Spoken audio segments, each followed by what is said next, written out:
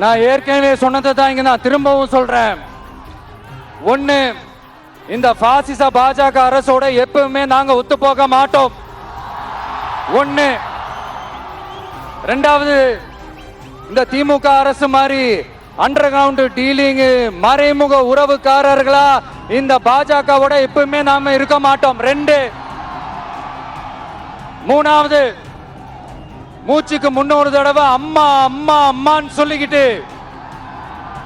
Jayalalithaa madam சொன்ன அந்த விஷயத்தை டோட்டலா மறந்துட்டு ஒரு பொருந்தா கூட்டணியா ஒரு கூட்டணியை ஒண்ணு அமைச்சுக்கிட்டு கேட்டா தமிழ்நாட்டோட நலனுக்காக இந்த பாஜகவோட கூட்டணி வச்சிருக்கோம்னு சொல்லிக்கிறாங்களே, அவங்கள மாதிரியும் நாம இருக்க மாட்டோம். இல்ல, நான் தெரியாம தான் கேக்குறேன். இந்த பாஜக அரசு தமிழ்நாட்டுக்கு என்ன செஞ்சிட்டாங்க? நீட்டை ஒழிச்சிட்டாங்களா? கல்விக்கு தேவையான அந்த நிதியை முழுசா கொடுத்துட்டாங்களா? இல்ல தமிழ்நாட்டுக்கு தேவையான எல்லா விஷயங்களையும் தான் சரியா செஞ்சிட்டாங்களா?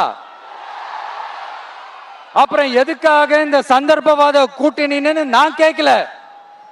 புரட்சி தலைவர் எம்ஜிஆர் அவர்களோட உண்மையான தொண்டர்கள் அவங்க கேக்குறாங்க. சரிப்பா, அவங்க கூட்டு பொரியல் அப்பளம்னு எதையாவது கிண்டிக்கிட்டோம், நமக்கு எதுக்கு?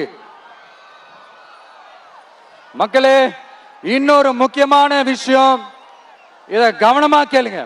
அதிமுக பாஜக நேரடி ஒரு உறவுக்காரர்கள்னு எல்லாருக்குமே தெரியும்.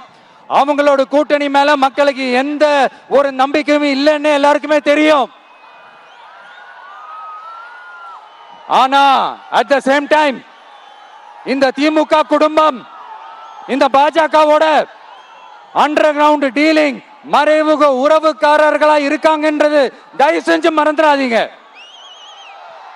வரப்போற தேர்தல், அடுத்த வருஷம் வரப்போற தேர்தல் நீங்க திமுகவுக்கு ஓட்டு போட்டீங்கன்னா அது பாஜகவுக்கு ஓட்டு போட்ட மாதிரி.